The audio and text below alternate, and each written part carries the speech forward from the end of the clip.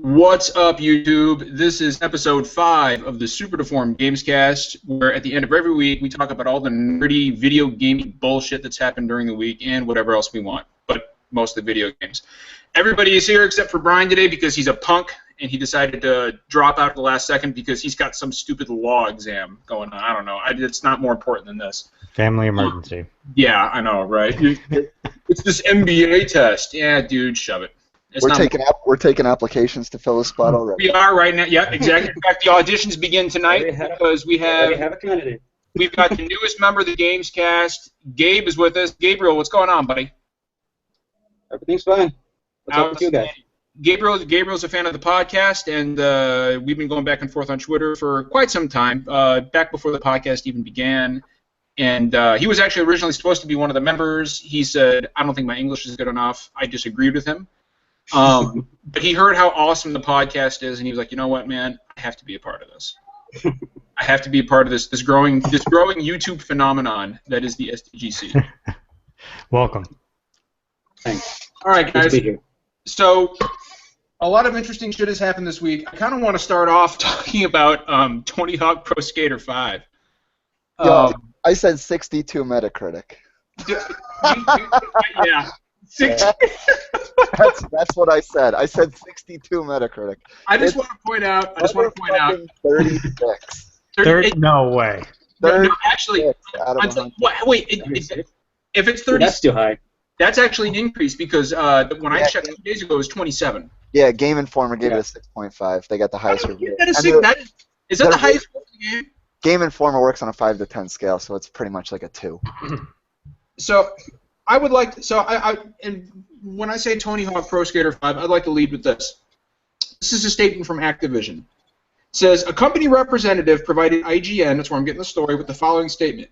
We are aware of the issues that players have experienced following the, I can't even read this with a straight face, experienced following the launch of Tony Hawk's Pro Skater 5 and are working with the developer to address these so that we can continue to improve the gameplay experience for all of the Tony Hawk fans who have known and loved this franchise. Fuck off! I'm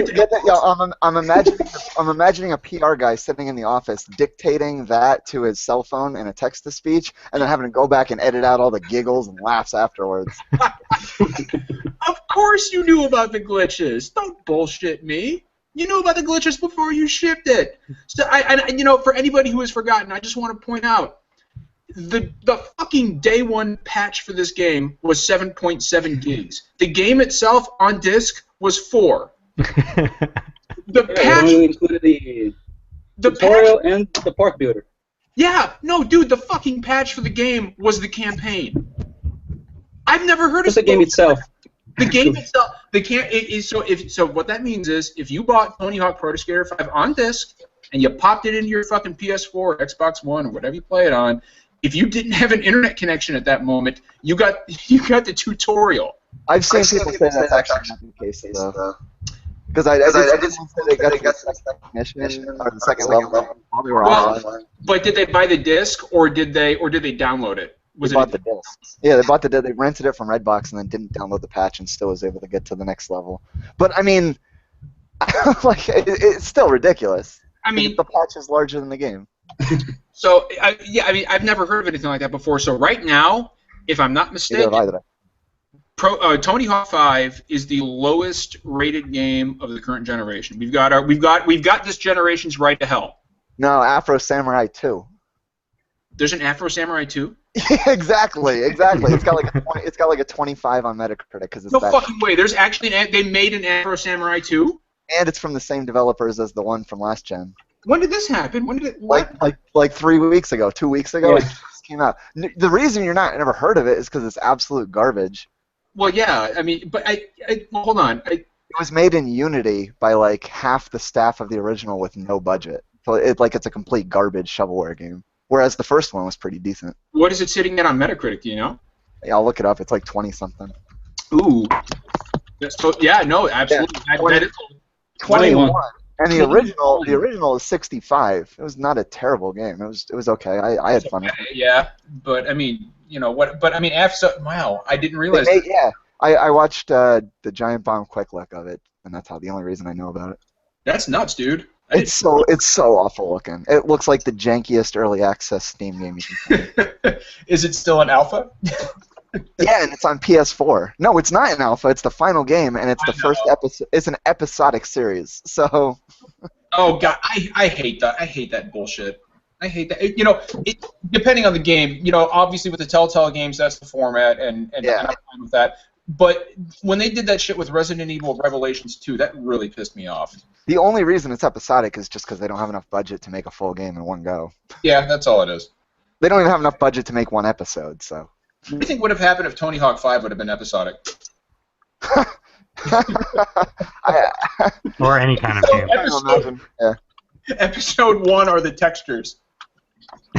Well, Tony Hawk's Pro Skater HD added the Reaver as free DLC. Well, at least it wasn't.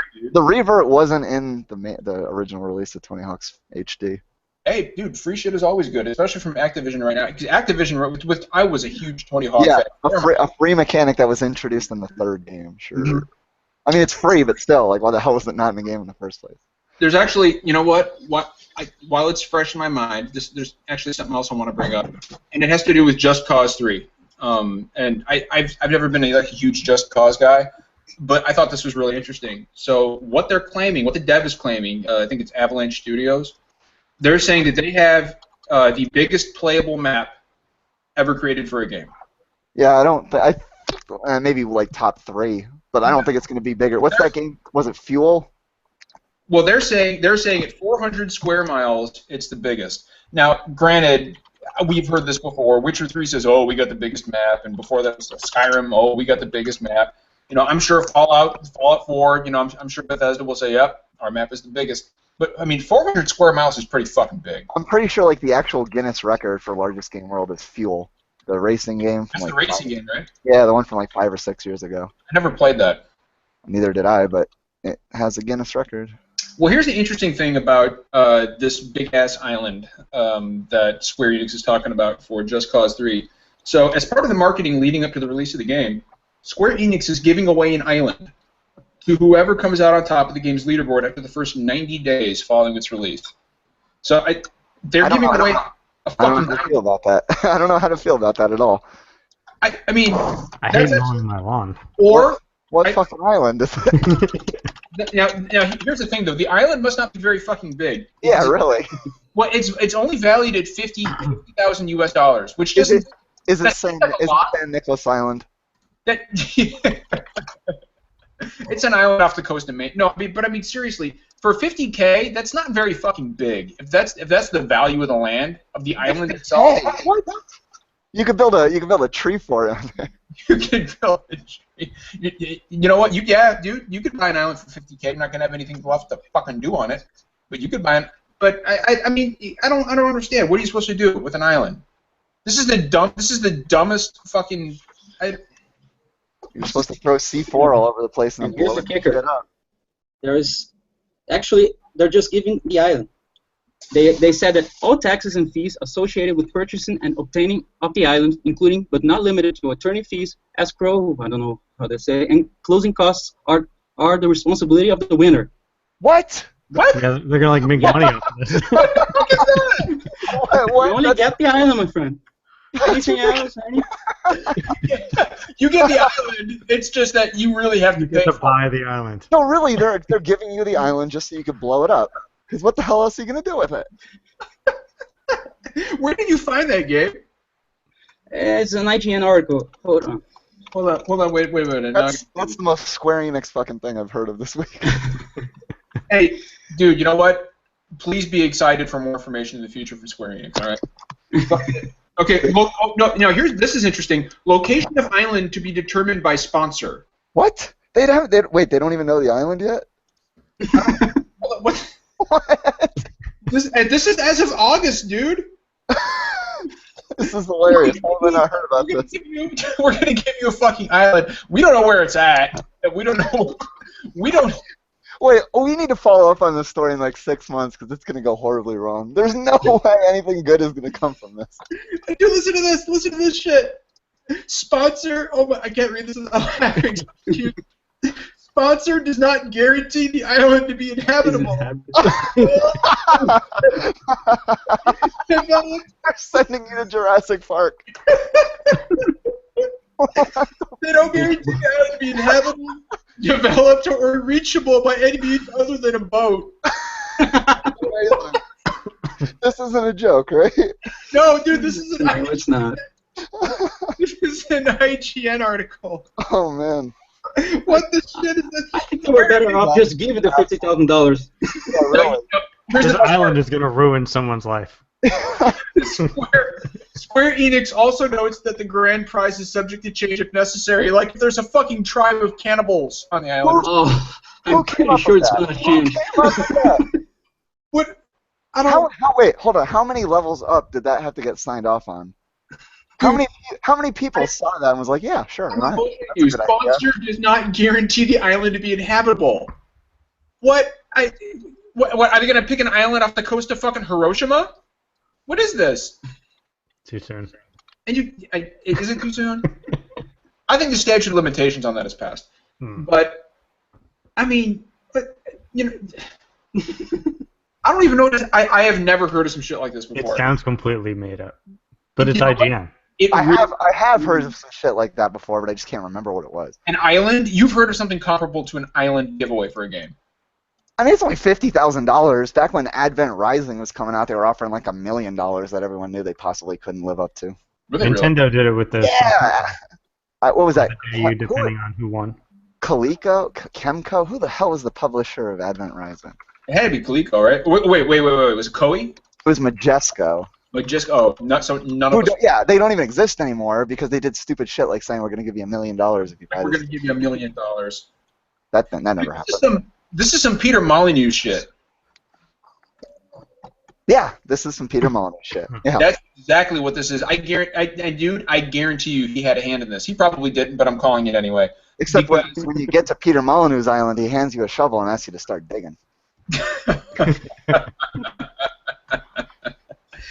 In all seriousness, there's something life-changing at the bottom of this beach. We will. That's fucked up.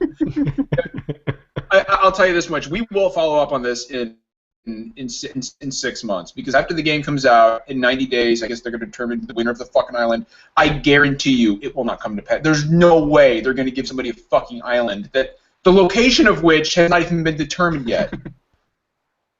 Talk about right out of your fucking ass. God damn. No guarantee you will survive on the island. Yeah, if you can get there by boat. Yeah, like, so you have to pay for travel and everything? You have to pay for travel. That's what they say. They don't guarantee. Well, so nobody's going to fly you out there. What are you going to do, rent a boat? And then they also don't guarantee that it's developed, which, of course, it's not fucking developed, but they're going to give you a developed island with No, fuck off. It's almost certainly cursed. We know, right? I know. It's probably the side of some fucking witchcraft or human sacrifice. They don't know yet. Yeah.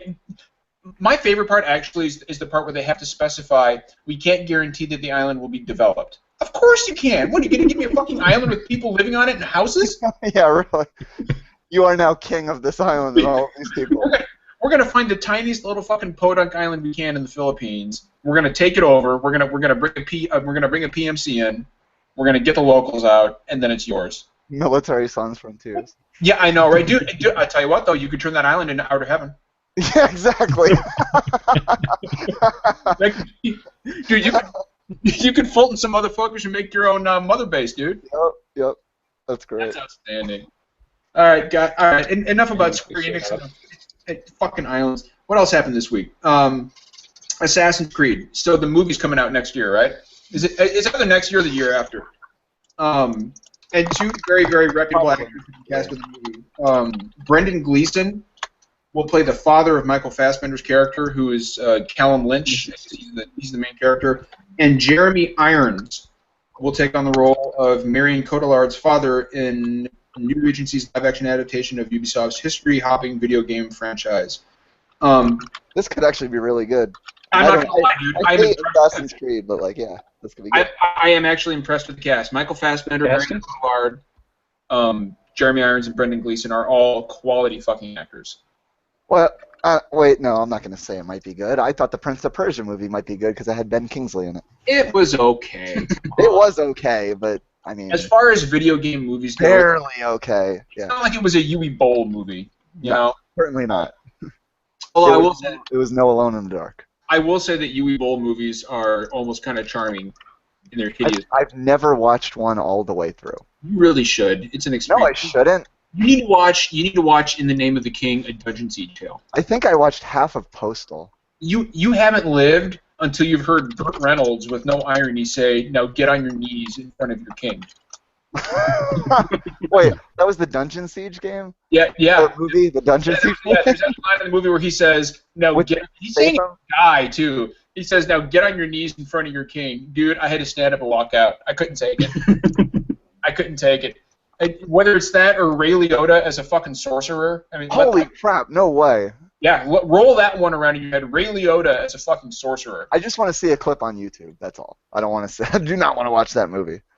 You really, you know what, dude? For your birthday, I'm gonna box it up and send it to you. All right, man. You just sent me the whole Uwe Boll collection. I will, dude.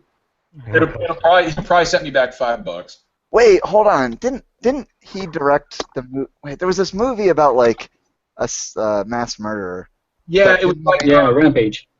Was it What? Rampage? Yeah, I saw that movie all the way through. It's probably his best movie, and it was absolute garbage still. That's really sad. You know, he challenged. Wait, hold on. That movie was basically Hatred the movie, except it predated Hatred. Hatred. That's the game on Steam that Jim Sterling hates, right? Yeah, the one with the black guy in the trench coat and the black hair, and he's like, Right, I okay. fucking hate everybody. Everyone's gonna die. Dude, he had a throwdown with the developers of the game. Oh, did he? I bought that game just to see if it would be any good or not, because I liked the original Postal when I was a teenager. So I was like, yeah, let's check out Hatred. I played one level and uninstalled it. You brought up Hatred. Speaking of mini games, going back to Tony Hawk just real quick, the developer of Ollie Ollie 2 had the best fucking tweet I've ever seen. Oh, you mean the publisher? Yeah, talking about fucking shots fired. They tweeted out just a few days ago. They tweeted out, "Sorry, Tony Hawk's Pro Skater 5 sucks. Try Ollie Ollie 2 instead." I got both of them for free from Plus, but I haven't played anything. Ollie Ollie 2 is fucking outstanding. They both are, but those are fucking good skating games. They feel hard to get into. They are really hard to get into. Well, because they're hard, dude. It's a really steep learning curve. Yeah. They're fucking great. If you've got a PS Vita, I highly recommend you download both. Yeah, I already got them from Plus. Oh, and dude, speaking of Vita, tell us a little bit about Persona 4 Dancing All Night. I have reached out to the truth. Let me tell you. It sounds like every day is a great day at your Juness, Brandon. It's pretty damn good. No, they don't even have that version of the song in the game. It's the original English. It's the original English Juness song. Yeah, that's better though. I don't know about that. I like it sounds better when they fixed it for the English, like the updated version. Are you liking the game? I'm thinking about picking it up. Like the one where it's every day's a good day. Your Juness actually sounds like a real jingle. What the original one was like? I can't remember. It's Young Life something Junesu. But anyway. Yeah. Are you enjoying it? Yes. I've almost platinumed it. I got 80% of the trophies already. It's easy as shit. It might be the easiest rhythm game I've ever played. Really? But not in a bad way, because it's like it's so solid. Persona 4 presentation. What's that? I said Persona 4 has the catchiest fucking soundtrack ever. It's up there, man. There's some good shit in that game. That shit is really, really fucking good. I'm sorely tempted to pick it up. Yeah, you should. Very much so. I haven't played a rhythm game since Dance Dance Revolution, I think. Well, no, I take that back. I guess Guitar Hero counts. Yeah, of course it does. Yeah, Guitar Hero counts, which I'm fucking terrible at, but... I'm amazing. Yeah, I beat Through the Fire and Flames on expert. I'm pretty good at Guitar Hero. That's impressive. That's fucking impressive. We got Rock Band on Tuesday. I was cleaning out my closet yesterday, and I ended up throwing out 5 plastic guitars. I just heard Steve's heartbreak. Don't do that. I had like the 100. I collect plastic guitars. I had that Rock Band 3 monstrosity with 100 fucking buttons on it. Ooh. Yeah. I remember that fucking thing. That was a complete waste of money because. Yeah, like, you could have committed an assault with that thing. That's like $100, right? Yeah, it was like $100. And then Rocksmith came out 2 years later, and I could just plug my real guitar into it. I was like, well, fuck Rock Band 3. So there's something else that interesting that happened this week, and I kind of wasn't expecting this. Anybody watch Late Night with Stephen Colbert here? Nope. Nope. Okay, well, I don't watch a lot of TV. this is the most random shit I've ever seen. The other day, he had the developer, or the lead developer of No Man's Sky on there, Sean Murray. Okay, cool guy. Yeah, which I wasn't expecting that at all. And he sat on the couch and he talked about No Man's Sky. That's something that he does. Yeah, and he was really endearing. You could tell that he was really, really thrilled to be there. And that's release date yet? No release date. Good lord! When was that game announced? Was that no release date? And at this point, I have copped to the fact that you're right, Brandon, and we're not going to get a release for that game this year. It's not going to happen. It's going to be spring 2016, just a guess. But what? Wait, when was that game revealed? Was it? Oh God, it was in 2023. It was 2013, right? Yeah, like at the Jeff Keighley show. Yeah, it was. Yeah, dude. So it's been a while. That thing's been in the oven for a while now. Yeah, 2 years plus. I thought that game was like close to done when it was revealed. So The funny thing is that when you hear him talk about the game, and I don't know how you could ever actually finish it. It's got to be the most ambitious game I've ever heard of. You get a platinum or you get bored. That's pretty much how you finish. There's no fucking way. I mean, I fully expect there will not be a platinum. Yeah, there will. You think so? Yeah. Not everything is plat. No, you're right, but it will be because I think it's gonna be a full price game. Oh, I'm sure it'll be a full price game. Yeah, so it'll have a fucking plat. Yeah, I guess so. I guess you're right. I mean, it's not trophies aren't important, but I'm just saying like there will be structured goals to attain in the game. It warms my heart to see Sean Murray promoting a game like No Man's Sky on a show that's as visible as Late Night, because I don't feel like indies get the respect or they deserve from the mainstream audience. Nobody is talking about The Witness right now. And they should be. I love Jonathan. Yeah, that game is so damn close, and nobody is talking about it. I used to be such a huge fan of Myst back in the day, back when I was a young teenager, and this just looks like a much prettier version of Myst that is fully explorable. Yeah, with probably way better puzzles that aren't. Oh yeah, probably. Well, I do. Myst. Like I say, I used to love Myst, but it also made me hate drive Myst my car off. I beat Myst, and then it was like halfway through Riven, where I was like, what am I doing? I'm done. I'm not doing it anymore. I will say this about Myst. I will say this. Great fucking game. Spoilers if you've never finished it. A fucking 25-year-old game. It had the worst ending of any game I've ever played. After all that mind-bending bullshit you had to get through to the end, Atris is sitting there at his desk, and he says, "You've done me a great service. Feel free to explore Myst. Thank you." And I was like, "What? That's it?" That sounds about right. That sounds like a very 90s ending. Oh, yeah, I do that. Everything about that game was so 90s, but it was so fucking great, which is why I'm so excited about The Witness. But I mean, there are so many good indie games, and Gabriel, I know you'll know exactly what I'm talking about. I brought him up on the show, or on last week's show, but you have guys like the Crap Gamer, which I can't believe that's his actual name. There are so many people on YouTube who constantly shit on indies and say, they're garbage. The people who make them they're not real. They're not real game devs. These aren't real games. They're just. I am so glad I never hear any of that bullshit in any of the circles that I run. You're better off that way, man. Yeah, you really are. That feels endurable. What a fucking bullshit, closed-minded approach to video games. Brandon, there are literally people out there, and Gabriel and I have heard people like this talk in their videos. They literally say that the only games worth playing are the big AAA exclusives. That's it. That's and it goes back to that whole Sony has no games bullshit. They're just fucking brainwashed. Except if it's Xbox exclusive, if it's an Xbox exclusive, then it's everyone fucking loves Shadow Complex, right? Although that's hardly an indie though, because that came from Epic. Well, no, I mean, but still, they shit on No Man's Sky. But yeah, no, they literally, and I was listening to these guys talk, and they literally said and verbatim, No Man's Sky is garbage, and nobody's gonna play it, and nobody's gonna pay $60 for it. And when I hear things like this, it's gonna be huge. I'm like, are you fucking kidding me, dude? Like, the scope of this game is unbelievable. It's something that console players don't get. I mean, obviously, on PC you have all these space sims like Elite and fucking shit like that where you can just explore. But consoles, it's kind of unreached territory. I think it's going to be huge. well, and the shit that people talk about Rocket League. Don't fucking soccer cars. Yeah. Is Rocket League not on Xbox? No, it's not. No. Oh, okay. That's the only reason I talk shit about it is because it's not on Xbox. Yeah. But Rocket League, I have for my money, and I paid $20. I would happily pay. That is the best couch co-op I've had in years. I have had more fun in the multiplayer with that game than I have with Destiny. It deserves every little bit of praise that it could possibly get. I personally am hoping beyond hope that it's a candidate for Game of the Year at Jeff Keighley's show in December.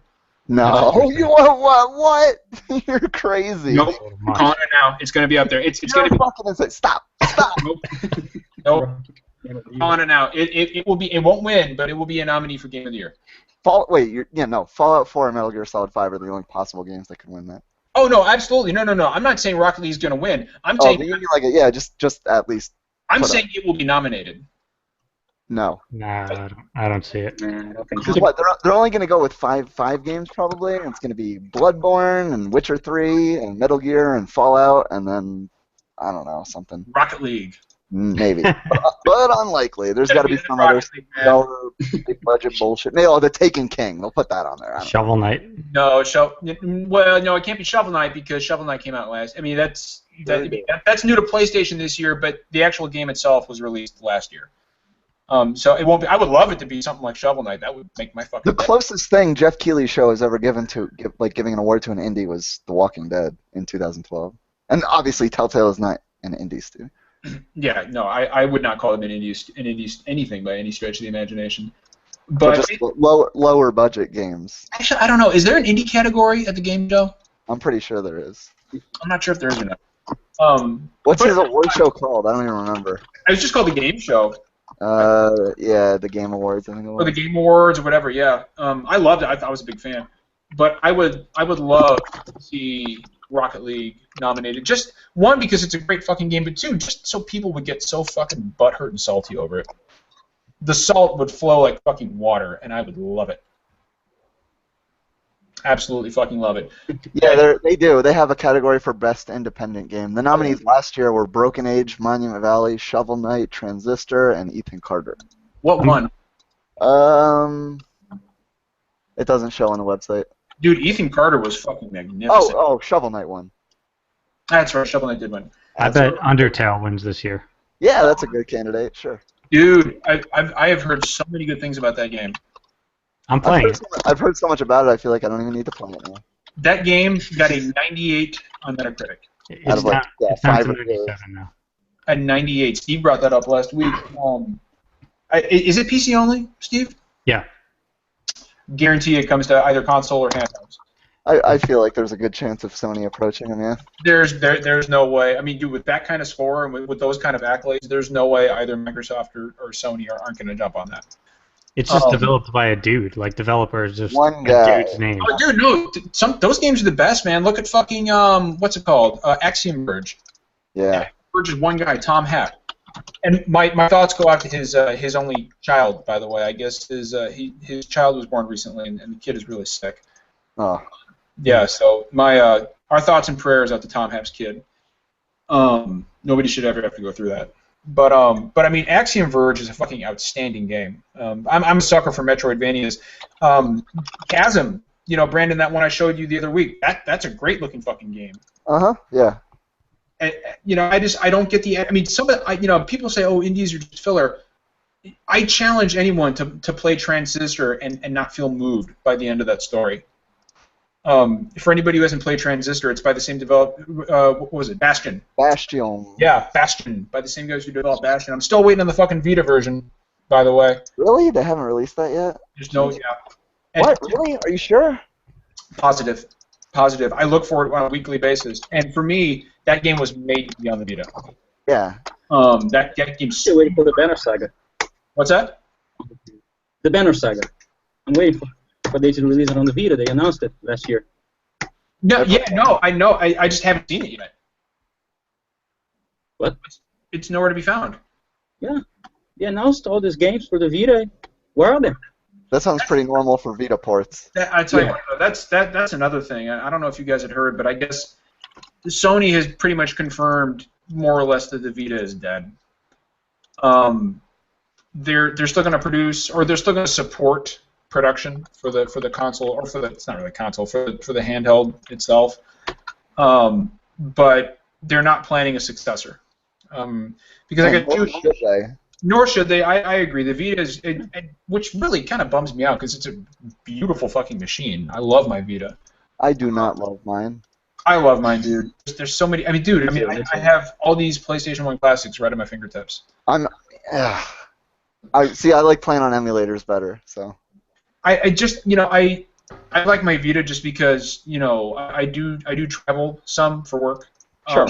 I played a shitload of PS1 classics on my PSP back when that was a thing.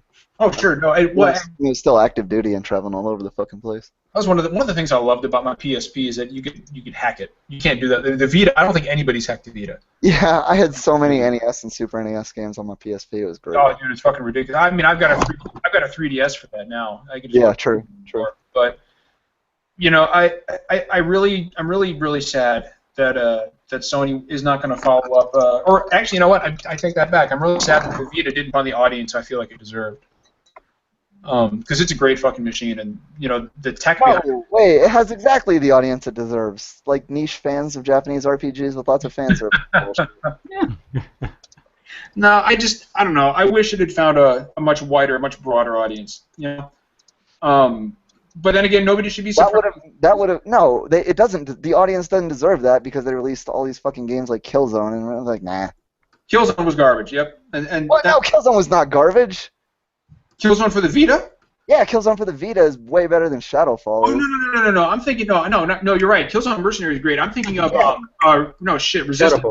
Resistance. I didn't even know there was a Resistance, but yeah, that was probably fucking garbage. Resistance, Burning Skies was terrible. Call of Duty for the Vita was terrible. Yeah, that's true. Call of Duty was a fucking travesty for the Vita. Absolutely. That sounds like a typical Activision thing.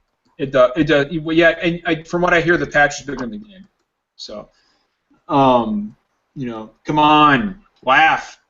Activision does not give a fuck about anything that is not current gen Call of Duty, Skylanders, or Destiny. What else do they have coming out this year other than Call of Duty? Destiny and Skylanders and. Wait, Destiny's that? Well, the Taken King, yeah. Okay. And then fucking Guitar Hero. When does that come out? Like 2 weeks.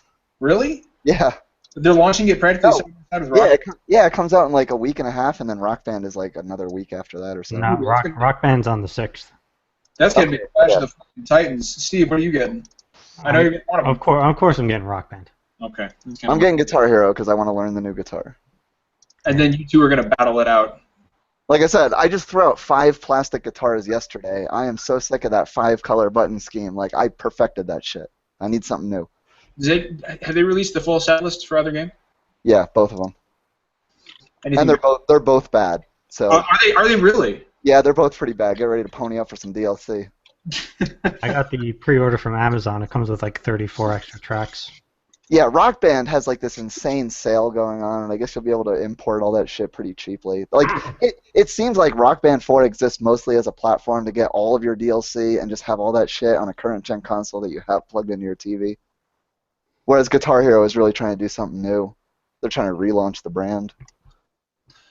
Yeah, we'll see. I don't know, man. I'm not sure those games have an audience anymore. No, neither do I. Yeah, I don't think either one of them does, and I think they're both going to kind of bomb. But I would love to be wrong, because boy, do I love plastic guitar games. I mean, I'd love to be wrong too, just because I don't like to see any game bomb unless it's terrible. But I enjoy seeing the industry thrive, which is why I don't consider myself a fanboy of a console. I love it when PS4 sells well, and I love it when Xbox sells well. Having said that, I think you're probably right, Brandon. I don't think that. I think that audience is left. You know, what I mean, because one was the last time we got either a Rock Band or Guitar Hero. Both of them was 2010. Rock Band 3 and Warriors of Rock. Yeah. Okay, so it's been almost 5 fucking years. It has been exactly 5 years. 5 years. And Harmonix has been working on it the whole time. I think they'll do okay because you have to think their margins are, tripled because they're going to release the game, which is a $60 release. They're also going to release each piece of equipment, and they have to make money on each of those. Even though they're not going to reach such a high audience as maybe they have in the past, I think they'll still do okay. Is Guitar Hero doing a full band, or are they just doing the guitar? Just one lonely guy with a bass. I mean, that's the way it should be. Like, I was not too pleased when World Tour was like, yeah, we're copying Rock Band. Here's all this extra plastic shit. It's just it's a metaphor for Brandon's life. Just one lonely man with a bass guitar. I'm sorry, that's not nice. I shouldn't do that. I'm a lonely man too. I've never played a bass guitar, just regular ones. It's just an Avril Lavigne album. It's not even like it's not a game. This is a plastic guitar and Avril Lavigne. But hey, at least they'll probably have Skater Boy. Right? Whenever I think about Avril Lavigne, it always brings me back to Burnout Paradise. They had that fucking hey you. Whenever I think about Avril Lavigne, it always brings me back to when she dated the fucker from Nickelback. Yeah. And she was married to the guy from Sum 41 for a good decade or so. Yeah, and then she dated the fucking guy from Nickelback. I can't get over that. Yeah. And I'm just pissed off because I got reminded that Nickelback was a thing once. If she's still hot in 2015, I have to imagine she's She probably. used to be pretty. I mean, I imagine she probably is. I I had a total crush on her when I was in high school. We're about the same age. Well, I don't know. You know what, dude? Continue the conversation amongst yourselves. I'm gonna look this up real quick. Wait, she still looks pretty good. Yeah, she still looks alright. Yeah, alright. That's fine. Let's find out. Yeah, dude. Here's a picture of her next to Chad Kroger. Alright, closing the tab. God. But I want to change the album. So what you were saying, kind of what you were saying about projected sales for Guitar Hero and Rock Band. I mean, not only do I not think the audience is there, I'm not sure this is the right season. I mean, we're getting into the heavy hitters now, and I mean, I'm sure they'll sell a few copies right out the gate, but I mean, they're gonna get lost. I mean, dude, October is Halo month, and Halo is gonna fucking crush everything this month in sales. I'm still not convinced that Xbox will win the month in sales, but I do know that Halo will be the #1 piece of selling software world, at least in the United States. And it has no competition this month whatsoever. Yeah. Yeah. Period. It's not like Uncharted Collection is going to beat out fucking Halo 5. No. Yeah. No. I mean, I certainly am picking up Uncharted Collection, but I mean, there's no fucking way it's going to beat Halo. No. And then next month, you got fucking Just Cause and Fallout and Battlefront. So I mean, nobody's going to be fucking with Rock Band or Guitar Hero with that. I think Guitar Hero has a better chance because it's something more new. And it's launching earlier and in a different month. Yeah, I don't know. Not earlier though. Yeah, it is though. Isn't it like 2 weeks? And Rock Band is first week in November, something like that. Rock Band's Tuesday. Oh, okay. Rock Band beats Guitar Hero to market. Yeah. Okay. Yeah. I had a mixed round. And you'll notice neither of them released anywhere near Halo 4's week. That would be fucking suicide. But speaking of sales in the holiday season, did you guys see all the fucking bundles that Microsoft is putting out? Name one. So there's a Fallout bundle. Mm-hmm. There's a Halo bundle. There's a Fallout bundle. There's obviously the Forza bundle. Tomb Raider bundle. Oh, of course. Yeah. Every one of their major releases this holiday season is getting a bundle. But That's when I heard that Fallout was getting an Xbox bundle, I was like, fucking rest in peace, Laura. Yeah, good point. I mean, and that right there, that harkens back to the conversation we had the other week, in which what was not Square Enix, but what was Microsoft thinking when they set the publish date for I mean, I can't believe they didn't push that. And now there's going to be a Fallout bundle directly competing with an exclusive bundle. I mean, that's madness. I feel like Tomb Raider was just the next thing. Like, I feel like after Titanfall came out, they were probably looking for another exclusive contract, and they were like, yeah, let's do Tomb Raider. And then, obviously a year and a half later, in hindsight, they're like, well, we fucked up. I guarantee you that Rise of the Tomb Raider 2 or whatever the sequel is called, because obviously there will probably be one. I guarantee you that Square Enix will not sign a timed exclusivity deal. Period. No. Yeah. Rise of the Tomb Raider is going to get fucking slaughtered. I don't know about slaughtered. I think it'll still do top 5 MPD, but yeah, but you also have to figure. I mean, I'm sure it'll do top 5 MPD, but Fallout 4 is going to sell millions upon millions upon millions of copies that first week. That shit's gonna sell. That shit's gonna sell 10 million first month. Everyone's gonna buy it. Yeah, easy. So when you say top 5 NPD, yeah, that's true. But I mean, what do slots 4 and 5 look like? You got to think about that. There's going to be a huge gap. You're right. It's going to be a massive gap. So I don't know. I mean, when I heard about that, it struck me as very odd that a company would. I don't know. The Fallout bundle is the one that took me by surprise because obviously there's going to be a Tomb Raider bundle. I mean, they'd be foolish not to do that. But then you announce a Fallout bundle that releases literally the week after the Tomb Raider bundle. And money doesn't grow on trees for people. So if I'm looking to pick up an Xbox in November, am I going to pick up the bundle that has Tomb Raider, or am I going to pick up the bundle that has Fallout? Yeah, I don't agree that the bundles drive sales so much. I mean, how many Xboxes does somebody need? Everybody who owns an Xbox is going to pick up a Fallout 4, and anybody, it's not exclusive. So everybody who already has a game, or already has a console, is going to buy it for their console. Tomb Raider is such a good, like, $30, buy it 6 months after it comes out kind of game. Like, even the first one was, because they're short and whatever. Fallout 4 you're going to be playing all fucking holiday. You'll be playing that all fucking year. Like, who's buying these bundles? Like, how many Xboxes Well, I will say this. haven't been sold? Well, here's the reason for all the bundles.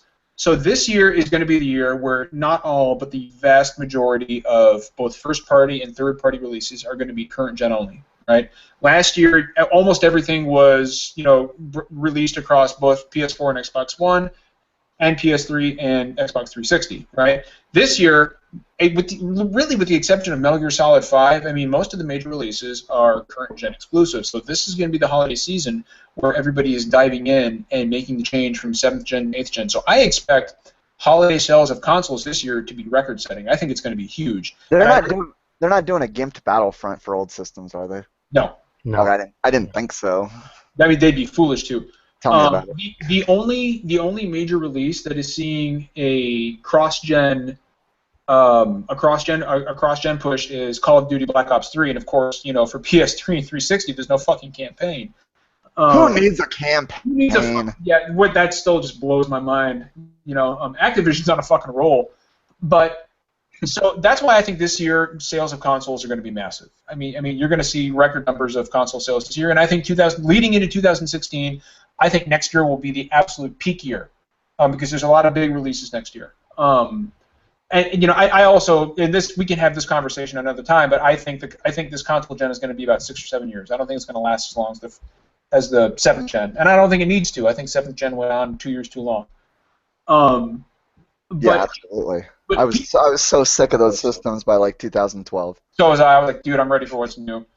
But I think I disagree with you, Steve. I do think bundles will be a big selling point for the holiday season this year, simply based on that fact alone. Now, having said that, do I think that Halo will push Xbox sales in October to the point where it will beat the PS4? It's possible. I don't think it's a lock that some people seem to think it is, because the vast majority of Halo sales are going to be people who already have an Xbox One. Well, this goes back to another conversation you and I had about what drives the sales for these consoles. Is it exclusive titles, or is it these bundles? And I think the Halo bundle will do the best, only because it's the exclusive title that carries the console. And it's the only reason why somebody would come over from PS4 and buy an Xbox One, which there should be a price drop right around there. So, yeah, I would think that's what you'll see. I don't think anybody's going to pick it up for something like a Fallout bundle. No, I think that'll do the worst, even though it's a great game. And I agree. I think the Fallout bundle will do well. I think the game itself will vastly. I think you're right. I think most people who are picking up bundles will pick them up for console-exclusive games, like Halo, which is why I agree with you. I think the Halo bundle will sell better than the Fallout bundle. Absolutely. I think you're right on the money with that.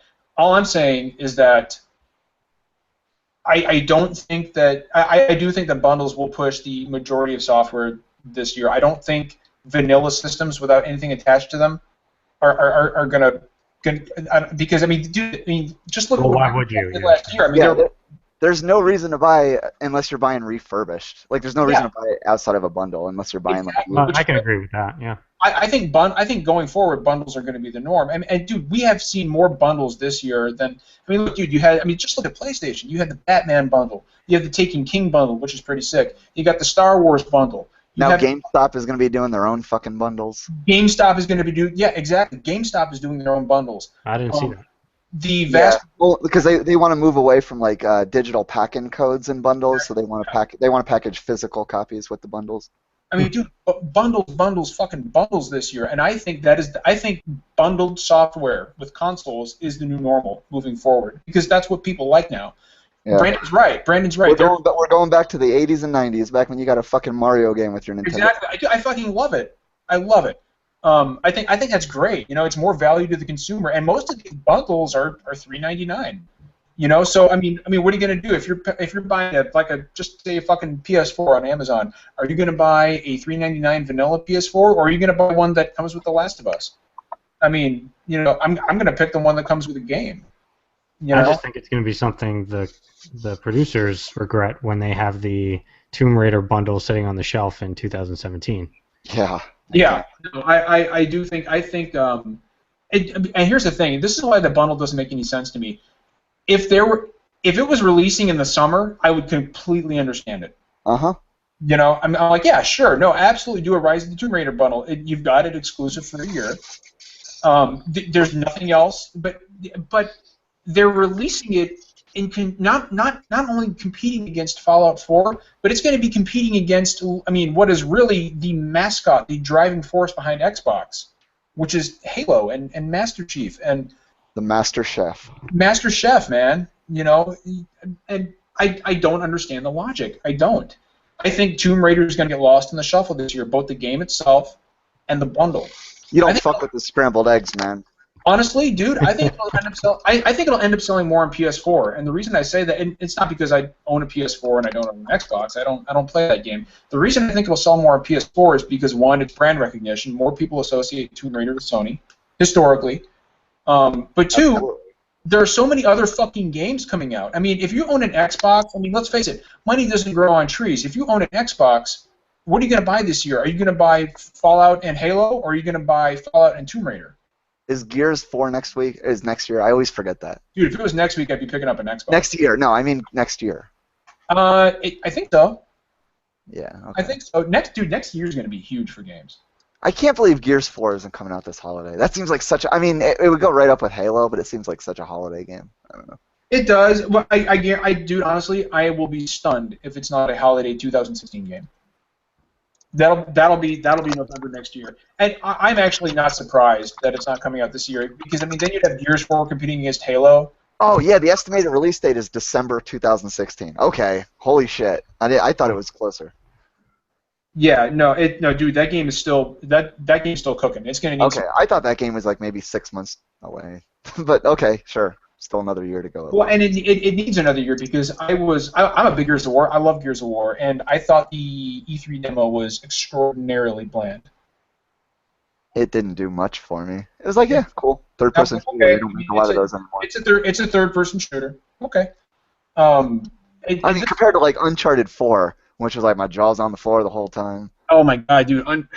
You know, and people gave the Uncharted 4 demo a lot of shit because it was. Did they? Did they really? Because No, they really did. I mean, and Gabriel, you can speak on this. I mean, people were just, oh, Uncharted, look at it, it's already glitching out, man. They can't make a fucking game that works. And you know, that to me, I was like, well, that tells us that it's not running on a fucking PC. It's not pre-recorded. It's live. I mean, they're playing the game, so that and if it looks that good, that's reassuring to me. Yeah, man. People you're talking about when need to find something to downplay. You know? Yeah, I know. You're talking about when the controller didn't work at E3 or whatever. Yeah, that's right. Yeah, and he fell through the wall. Who gives a fuck? And back at PSX when they had that bug when it fell off the map. Oh, I did not see that, but that's pretty funny. Yeah, it deserves to get called out for that, as any game would. Oh, at least that proved it wasn't on PC. At least. Yeah, no, exactly, and that's real time. My point is I actually found it pre-recorded. I found that to be very reassuring. The fact that it was actually it looked that good, and it was running on a PS4, and it wasn't like digitally recorded video on a PC. God damn, I can't wait for that game. Whew. You know what, dude? They can fucking delay it as long as they want. Just make sure it's what it's supposed to be. I am so glad the Nathan Drake collection comes out next week because I need a third-person shooter more than anything. Too much open world? I haven't played a cover shooter since the Order. When was the last time I played a cover-based shooter? It has to be The Order. Man, that is sad fucking times. Yeah, I don't remember that. That is fucking My favorite genres are FPS, third-person shooter, RPG, and rhythm games. And now they're just making all this fucking open world shit. Yeah, but dude, if you love rhythm games, man, you got a nice few weeks coming up, though. Yes, very much so. It's a good time for rhythm games. There's a hot You're driving sales of Rock Band and Guitar Hero, man. I'm not sure which one I want to buy yet. I think I'm just gonna get Guitar Hero for now, and then maybe get Rock Band later next year or something. Steve is very disappointed in you. I don't have time to play both of those games. Those games take a lot to master. You'd be playing bass in the band anyway. God, I do not play bass. I never play bass in Guitar Hero ever. Fucking boring. Brandon, don't you play an instrument in real life? Yeah, I play guitar. Yeah, you and Steve could get together and have a few things to talk about. I picked up guitar from Guitar Hero. I tried playing bass when I was in high school, dude. It didn't fucking go. It didn't work out well. I played after Guitar Hero 3. I was like, okay, I'm gonna buy a Squier Stratocaster and a shitty little 10-watt amp or whatever. I learned. Nice. Yeah, I have absolutely no musical talent at all. That's probably why I'm so shitty at those games. Yeah, I just picked up a new amp. I honestly believe that a lot of the things that I learned about how guitars work from Guitar Hero did transfer over to learning. Not in any sort of a one-to-one way, but like just even knowing what hammer-ons and pull-offs are and just like some of the basics that I learned from Guitar Hero definitely helped to learn. If you putting the colors on the strings helps too. Yeah. Okay, how about this? If you really want to impress me, beat Bloodborne with a Guitar Hero controller. Is there a YouTube video of that? Yep. Or was it a Twitch stream? I feel like I remember hearing about Somebody actually finished Bloodborne with a fucking Guitar Hero controller. That's amazing. That had to be heavily edited. I want to know what the star power was mapped to. Where like you shake the neck of the guitar to activate star power. I want to know what that did. Yeah, dude, I'm telling you, that's almost as impressive as Twitch plays Dark Souls. Yeah. Well, how far did they get? They finished, dude. They beat Gwen. No. Yes. No way. Twitch plays Dark Souls, cleared Gwen. What? I don't know how they did it. Hey, hold on, dude. I'm gonna bring it up right now. I can hear you typing away like a fucking madman. I can't even fathom how such a thing would even be possible. They barely beat fucking Pokemon, and that game is turn-based. I mean, beating Ornstein and Smough was enough. That was impressive enough. But if you pull up Twitch plays Dark Souls. Let's see here. While you're doing that, this just a really quick note. I'm really happy that the PlayStation Store stopped doing this thing where if you went to new, they showed you a bunch of games you could pre-order, and because they weren't new games, like it was fucking lying to you. That does bother me, yeah. The newest game is Battlefront. Isn't there a separate section for pre-orders? There's there like is. a pre-order tab. Yeah. Fuck that. So they fixed that. It seemed like this week they went away from that, and you actually get to see the new games. Yeah. Okay, Brandon, here it is, dude. It took them 6 weeks, but Gwyn, the Lord of Cinder, has been defeated. I'm legit impressed. It's after a few days of here's the thing. After a few days of fumbling around, it was decided to change the rules of the game or call it quits. In some circles, this disqualified Twitch Plays Dark Souls from being a legitimate playthrough. It subverted the way Dark Souls plays. They essentially changed it from a 3D action game into a turn-based affair. What? Yeah. I mean, that makes sense, and I don't really fault them for it, because fuck trying to play that with. Dude, yeah, there's no other way you can do it. Yeah, there's really not. The fact that they just, dude, here's the death count, 904 times. That's not. It's really not that bad. Yeah, I'm sure people have died probably 200 times by themselves playing it normally. That's not bad. Yeah, I saw people who say they died like 120 times in The Evil Within. So yeah, people die a lot in video games. They're actually currently 12 hours into Dark Souls 2. Uh-huh. I may have to pull that up and watch it later. I did not know that. I don't want to subject myself to anything about Dark Souls 2. Yeah, that really was disappointing, wasn't it? I don't want to go into it. It was pretty bad. It wasn't terrible, but it was. I mean, I actually tried to go back after Bloodborne, and I just couldn't do it. I would rather go back and play Demon Souls, but I don't have my PS3 plugged in anymore. That's because Demon Souls is a far, far superior game. I've never played Demon Souls, because I bought it. I bought it when it first came out, but there were so many other games that came out around it, like Uncharted 2 and Mass Effect and Bayonetta. I was just like, yeah, I do not have the time to get into Demon Souls right now. You know, the best part about Demon Souls is that you can still find people online playing it. Absolutely, yeah. And they were going to shut the servers down like 4 years ago. They were, and dude, people raised a fucking stink. Yeah, and they're still up to this day, huh? Yeah, dude. Bandai Namco was like, you know what? Yeah, we'll just keep it up. Now that Souls is practically a yearly franchise, yeah. Yeah, we'll see if that becomes annualized, man. That one's got me kind of concerned. I am very much against annualization of games, and I've talked about that before. And I don't want this. All it's going to take is like one game that's like strictly worse than Dark Souls 2. Because like I feel like Dark Souls 2 is about as much as the community could take and like still consider it a great game or like a worthy game of the series. You know, if they make anything below the quality of Dark Souls 2, people are going to fucking lose it. I'll tell you what though. If I get into that Dark Souls 3 beta, I signed up, and I'm going to find out in 2 weeks here if I'm in. If I'm in, you better believe I'm recording every minute and putting it on the freaking channel. I'm just going to call that shit Blood Souls, because boy, does it look like both of those games fucked. And you know what, dude? It's a beautiful child. Yeah, I like it. I like the way it looks. It looks like Dark Souls mechanics and Bloodborne kind of thing. Yeah, I am 100% okay with it. It's more about swords and shields, but it's still got all the gothic architecture. Souls, but you and I can enjoy it. I don't know how I feel about the yearly game thing. Like, some franchises I actually followed. Like Assassin's Creed, it was okay, but now it's like, after the third one, I'm just like, what is going on here? And next look at Tony Hawk. They had a good run for about 4 to 5 years. I'd say 5 years. Yeah, but I mean, sometimes I would argue that the annualization of games, and I've spoken out against it, but sometimes it actually works to the game's favor. I mean, when Assassin's Creed started, it was good, but now it really is able to give you the tools to create your own fun. Oh, buddy. After years and years. Well, in the first one, they're just like, fuck you, collect flags.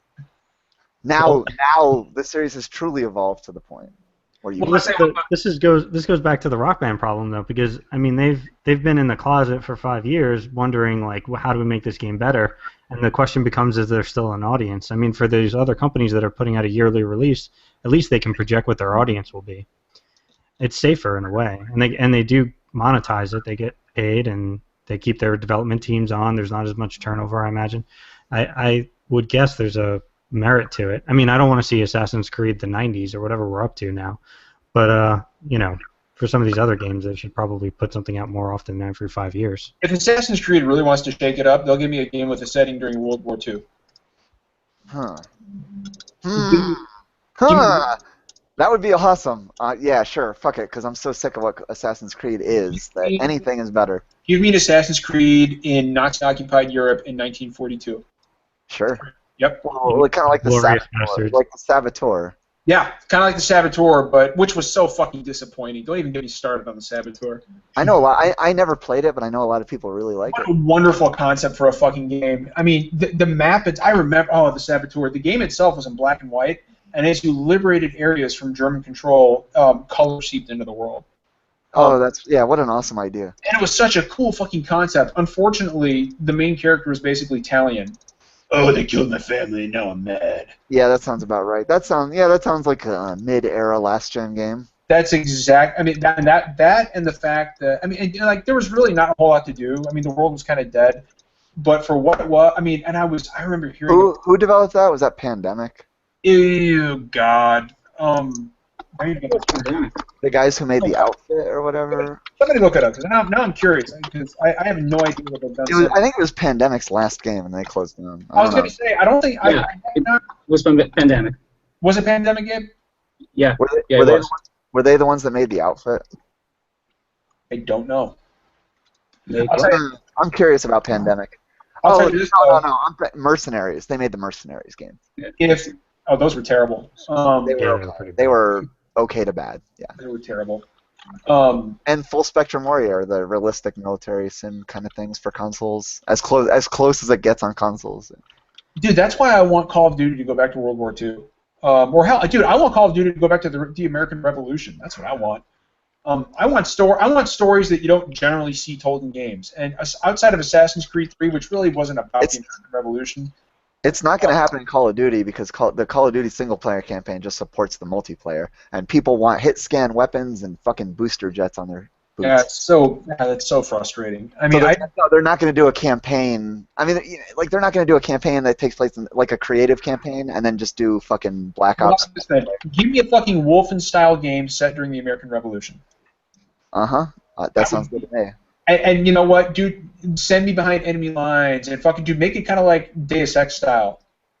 You know, like oh my god, that's another one's coming out next year, by the way. Is Deus Ex. I'm really looking forward to that.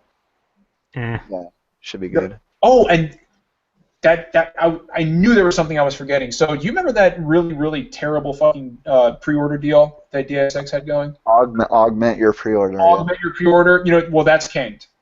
Thank God, because fucking retarded. And all the people who are like, I don't understand why people are just backlashing against this one. All these other games on Steam have done it.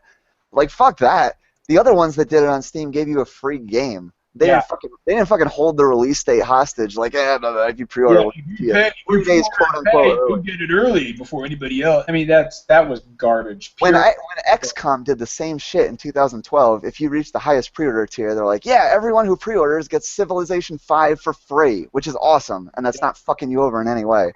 As opposed to like, the game, we can release the game early if we wanted to, but we're gonna hold it fucking hostage for your pre-order. We're not gonna give you anything. We're gonna give you the illusion that you're getting something. Well, you can put those fears to bed because at least for Deus Ex, that augment your pre-order bullshit has been canked. I guess there was so much blowback from Square Enix that they said, you know what, it's just not worth it. So what's the release date for the game now? Is it the original release date or the one that you were gonna get for pre-ordering it? No, it's just February 26th. It's the original release date, which is fine. I just know that I'm not paying fucking shit to have the game. No, I'm not buying into that. That's a shitty fucking practice. I'm glad they're. If they want to do that, what they should have done was just do the same thing, and instead of doing like the fucking release date bullshit, just be like, hey, you get Human Revolution for free. Yeah. And then nobody would have flipped their shit about it because other games have done that before and nobody cared. But then they had to change it up. No, I mean, didn't Gears Remastered do something like that? If you buy Gears Remastered, you can play all of the other games on your... Yeah, but I don't think it had anything to do with pre-orders. I just think they're like, yeah, everyone gets all the Gears. I don't know anything about it. You mentioned XCOM. That's coming to Vita, apparently, by the way. Okay, cool, but it's not coming to PC, right? Not the new one. Or no, it's not coming to console. I was going to say, no, the new... Dude, I guarantee you XCOM 2 will come to consoles at some point. Guaranteed. The first one didn't sell so hot. Yeah. On consoles. It did very well on Steam, obviously. I'd love to have it on consoles. I loved XCOM. And I can't wait to play it on my Vita. I feel like it was a good decision just to go PC only with the sequel. I think so, too. I mean, it'll certainly sell more on Steam. But it'll probably be a better game because they could just devote more resources to one. I would still just like a console release at some point. They won't have to design the interface around console controllers and shit like that. I'm glad. I know he's gonna listen. I'm glad fucking PC Master Race Brian isn't here because he'd be shitting all over consoles right now if he heard about this. That's right, Brian. I said it. As far as I'm aware, XCOM was not a great experience on consoles. You know what, dude? It was choppy as shit and it ran like crap, but I still had a really good time with it. Probably one of the best real-time strategy games I've played since Tactics, and that's saying a lot. One of the best real-time strategy games. One of the best turn-based strategy games since what? Since Final Fantasy Tactics. Oh wow! Really? What? Yep. That's almost 20 fucking years ago. I had more fun. The only thing that comes close is Valkyria Chronicles for me. Okay. I mean, you haven't played anything like Advance Wars. I mean, there's been so many good turn-based games. All right, you'll shit all over me for saying this, but I've never played Advance Wars. Fire Emblem? Never played Fire Emblem. Yeah, jeez, dude. I know. I've heard they're good. I did play Final Fantasy Tactics Advance, and I hate it. I didn't like it either, but I hated it with every breath in my body. You played Tactics Ogre? I did. I played Let Us Cling Together. Yeah, on the PSP port? Yeah, that was good.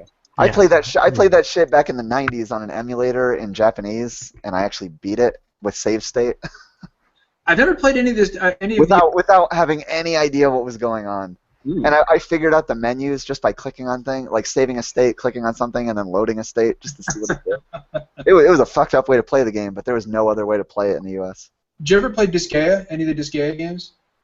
I tried to get into one. It's way over my head. I was gonna say they look fucking weird. They are fucking insane.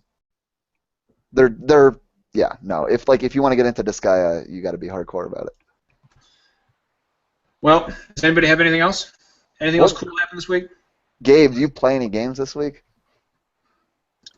Well, let's see. lately, I finished this week. Everybody's Got to the Rapture. Okay. Cool game. I liked it.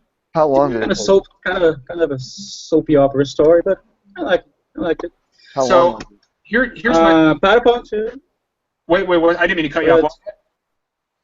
What? How You know, many so hours? I had a little bit of like time lapse there. I didn't mean to cut you off. Keep going. No. Like I was saying, I finished Everybody's Gone to the Rapture. I was playing Patapon, but on the Vita, the PSP game, obviously. Patapon? I And love Patapon. Yeah. yeah, but I got stuck in one of the missions, and I just gave up. I was just not I having did the fun. same So thing. I gave up on the first one and never even bought Patapon 2. yes, I just thought it was starting to get too grindy, you know. Yeah, very Have to much so. go It's back to the cool for a couple hours. Yeah. yeah, I've never it's just played a Patapon game. It was unique and cool. I liked it a lot. I barely know what it is, but I know it's very popular. Yeah, I barely even remember what it is, and I played it. I've been doing nothing but playing Taken King this week, but that's going to change next weekend. I did hit level 40 in Taken King. I saw you online. I saw you fucking around. Yeah, I don't hate it anymore. I wouldn't say that I like it, or It takes time. It does take time. Your feelings on it have changed. It's just such a fucking lonely game. It's so lonely. It makes me depressed to play it because Dude, look at the GAF community or Destiny community. There's fuck that. I don't want to play with anyone from NeoGAF. On Destiny, you're fucking crazy. I'd rather play with randos. Fuck that. I refuse to friend 40 people just to do raids. It's ridiculous. Like, I was playing Phantasy Star Online 14 years ago, and boom, you just select a mission, and 3 other guys join up with you, and you have some fun. In Destiny, it's like, fuck you, invite your own friends, or you're doing this shit by yourself. There does need to be more matchmaking options in Destiny. I will grant you that. It's so fucking lonely. It drives me crazy. It's depressing as shit. I do think that raids and Nightfall missions need matchmaking. Period. And then when you're wandering around in the world, you'll see like 2 people on the map. I'm like, fuck it. What am I playing? Like, is this an MMO or is this Phantasy Star Online? Like, what the shit? Where is everyone? There really are like no people in the tower every time I go there. There's like 7 guys running No, the around. tower is the only place where there's people. I'm talking about like on the planets. There you'll see like 1 person way out in the distance, and you're like, okay. Which is funny because like you know that there are literally millions of people playing it at that moment. Absolutely, yeah. Tens of thousands, guaranteed. Hundreds of thousands. Even. Yeah, which is just funny to me. All right, guys. Well, Undertale. Do Undertale. I will. I don't know if my Yeah, shitty little check it PC out. laptop here can run it, but I will. No, come on. It runs like an emulator game. Does it really? Yeah, it's not gonna shut down your PC. It is a old school like Super Nintendo game. It plays like a JRPG from the 90s. I feel like it looks like a 12 game. It's hilarious. And It looks actually, it's the first game. I mean, I think since that time where I've actually gone up to just about everything in the room and like hit X just to see what the little text box says about it. And they have some pretty clever things hidden in there. Is it And turn-based? It is turn-based, but it's a little bit different. There are like mini games in the It's like battle. the typical Dragon Quest style combat, but with like some spins on it. Yeah, and it varies by, I mean, some big spins because it varies by enemies and it varies by the weapons you have equipped. So the mini games change based on just about every different battle. That Especially feels the boss very, fight. very reminiscent of Barkley Shut Up and Jam Gaiden, which kind of had like each battle was very unique and had its own kind of mechanics going for it. Barkley, Shut Up and Jam. Have you played it? Please tell me you played it. I've heard of it. I haven't played it. You've heard of it? It's free. It's less of a joke than Barkley Shut Up and Jam guy. Yes, very much so. I understand. You should play Barkley Shut Up and Jam. It's fucking free, and there's a sequel coming out. That was Kickstarter. What was interesting, there were a few, like after a few of the cutscenes, which I actually have read through, and I'm notorious for skipping cutscenes. There's a few things where you're like, damn, this is kind of making me think or feel something that I didn't think it was going to. What was Undertale made in? Is it RPG Maker or is it Unity? I don't know what. Okay, I'm just to make it. I'm just curious. But yeah, it's funny and it's interesting, and there are parts of it that are kind of sad. Yeah, not. Yeah, I've heard it's really emotional. Like like the story itself is really, really just one of those games that kind of tugs at your heartstrings. So it's in good company with Lisa. I haven't played it. What's Lisa? There's another one with Earthbound-ish kind of graphics and a very like weird sense of humor and style about it. Oh, That one's RPG Maker, but it's pretty fucking cool. I won't say that it's like an emotional game, but I will say that there are a few times where you're like, oh, that kind of feels like I should feel bad here. So that for example, the person you meet in the beginning, her name is Toriel. So you to start the game, you have to go to Toriel. Is that the flower? tutorial. I love it. So you have to go, and actually, if anybody's heard of the Akinator guessed Toriel. Oh, like the genie thing. Yeah. Yeah, it already guesses Toriel, so That's it's pretty interesting. But yeah, once you get to the end of it, she's like trying to almost adopt you, and you have to like slay her, and you almost feel bad to like leave her in her lonely house and move on with the game. But it's in the first 5 minutes, it's already kind of making you aware of these kinds of things and pulling you in enough to feel that. So I thought it was pretty interesting. It's about like a 5-hour game that's meant to be replayed, I think, kind of like. Yeah, I would, if I could, I would go back. Like, for example, I killed Papyrus. Don't kill Papyrus. I regret doing that immediately. And there probably would have been other elements of the game that I missed out on, just because I felt like killing him. But it's not heavily choice based, and I don't think there's a whole lot of replay value. But I mean, up front. Well, you could do you're supposed to do like a genocide run and a pacifism run. Yeah, and I think I'm on the genocide run. Yeah, I guess so. So, yeah, but it's interesting. I'll say it's definitely better than some of the other like AAA titles I've played, just because the story is there and there is some nostalgia. I'm not sure. I believe that. I'd rather play that than Dragon Age. Crap gamer's gonna get you. Hey, let him say something. I mean, he's banging dudes in Dragon Age. I would love, and you know what? I'm going to put it out there. I would love to have him as a guest. No, fuck off. Don't even joke about that. If we can edit him, if we have like a button to push to like let him talk. I kid. Although I think the debate would be fun, but he's not going to come on anyway. It would just be shouting over each other. Nobody would be able to understand. Yeah, that's all I'd be anyway. So I'll content myself with just laughing at his ridiculous tweets. It's like a drug. I can't stop. But the puzzles are good, the combat's good, the story's good. I mean, the graphics are what they are, but it's a fun game. Cool. I'll beat it this week. You won't have to hear about it. I'm going to have to check that out. I've got a Steam account. I don't use it as often as I'd like because my laptop is shit. But I'll have to check that out. I've been curious about that one for some time. 97 Metascore. And I think we're going to wrap it up there. So, Gabriel, thanks for joining us tonight, man. Thanks for having me in here. Hey, and Gabe, you are welcome to join us whenever you want, man. Thank you, man. Anytime you want to come on, just let us know. You can come on every week if you want. The more the merrier, in my opinion. Okay.